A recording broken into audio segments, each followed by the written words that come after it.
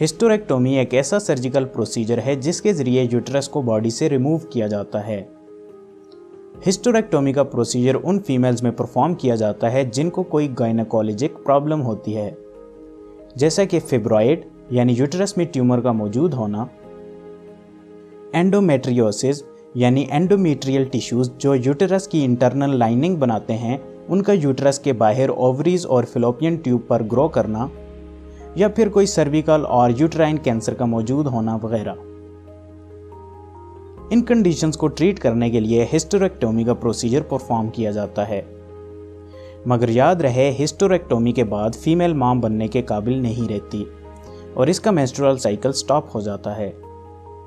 इसलिए ये कोशिश की जाती है कि सबसे पहले किसी और मेथड से फीमेल को ट्रीट किया जाए, मगर जब बाकी कोई इलाज काम ना कर रहा हो तो फिर सबसे लास्ट और फाइनल ऑप्शन हिस्टेरेक्टोमी होता है। तो आइए देखते हैं कि हिस्टेरेक्टोमी का प्रोसीजर कैसे परफॉर्म किया जाता है। सबसे पहले पेशेंट को जनरल एनेस्थीसिया दिया जाता है जिससे पेशेंट बेहोशी में चली जाती है। इसके बाद पेशेंट के पेट को काट कर या फिर लिप्रोस्कोपी के जरिए इन्फेक्टेड एरिया यानी यूट्रस को सर्जिकली रिमूव कर दिया जाता है। कुछ केसेस में यूट्रस के साथ ओवरीज, सर्विक्स और फिलोपियन ट्यूब्स को भी रिमूव कर दिया जाता है। लेप्रोस्कोपिक हिस्टेरेक्टोमी में पेशेंट के पेट में छोटा सा सुराख कर दिया जाता है।